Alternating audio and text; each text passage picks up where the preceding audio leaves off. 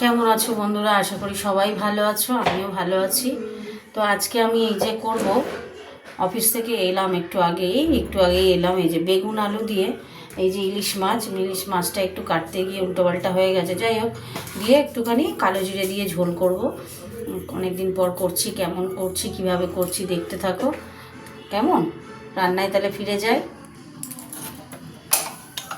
Gas জ্বালিয়ে দিলাম, এদিকেও কড়া বসিয়েছি, এটাতে আমি করব মাছটাকে ভাজবো। এই জন্য এদিকটাও জ্বালিয়ে দিলাম, কড়াটা গরম হতে থাক। তেলটা দিয়ে দিচ্ছি, সর্ষের তেলে রান্নাটা করব। তেল দিয়ে দিলাম, এদিকে মাছ ভাজবো, তেল বসিয়েছি, গরম হোক। তেলটা একটু গরম হতে থাক, ঘুরিয়ে দিলাম, তেলটা একটু গরম হোক। তেলের মধ্যে একটু মিষ্টি দিয়ে দিলাম। আচ্ছা, এবার দিয়ে দেবো গোটা জিরে দেবো। কালো জিরে দিয়েও করা যায়, আমি আজকে গোটা জিরে দিয়ে করছি। এই যে গোটা জিরে দিয়ে দিলাম, তাতে কোনো কাঁচা লঙ্কা দিয়ে দেবো, আর দুটো দেবো শুকনো লঙ্কা।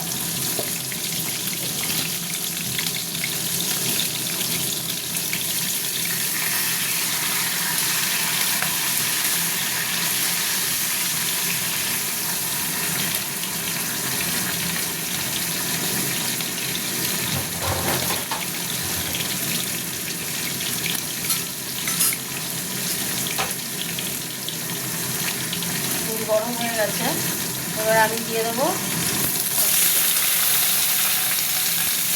ভাজা হতে থাকবে।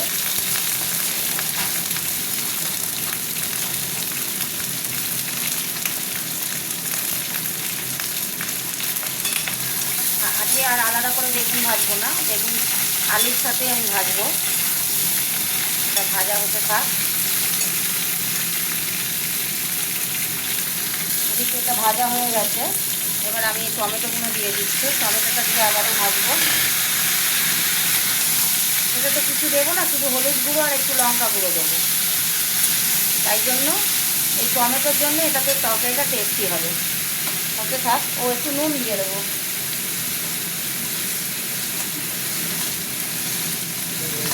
নুন দিয়ে দিলাম।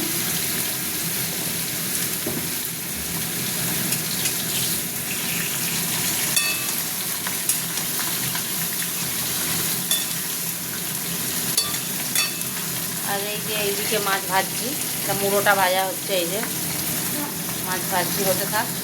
টমেটোটা নরম হয়ে গেছে, এবার দিয়ে দিচ্ছি হলুদ আর দেবো একটু লঙ্কা গুঁড়ো। কেমন হয়েছে বন্ধুরা কমেন্ট করে জানিও, রান্নাটা কেমন করলাম। তোমরা কীভাবে করো সেটাও জানাবে।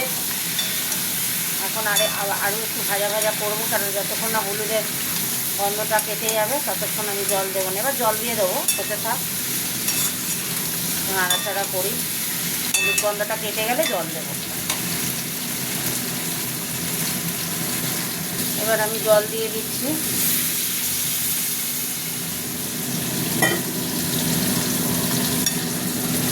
তলায় লেগে যাচ্ছিল, কি সুন্দর কালারটা এসেছে, দেখেছো?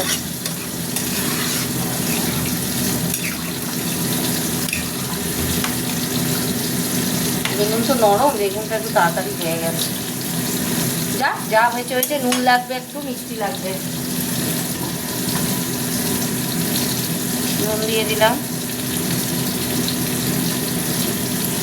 আর একটু জল দেবো।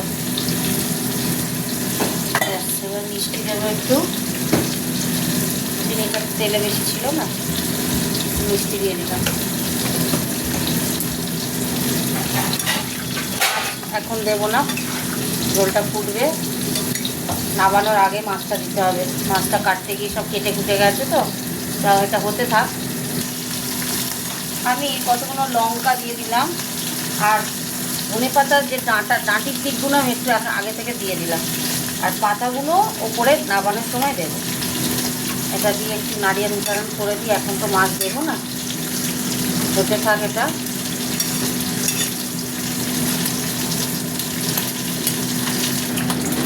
এই যে আলু দেখো, আলু সিদ্ধ হয়ে গেছে। এই আলুটা সিদ্ধ হয়নি, এই আলুটা দেখে, হ্যাঁ এটা সিদ্ধ হয়ে গেছে। বেগুন তো হয়েই গেছে, তো এবার এই মাছগুলো দিয়ে দিচ্ছি, মাছগুলো দিয়ে দিলাম।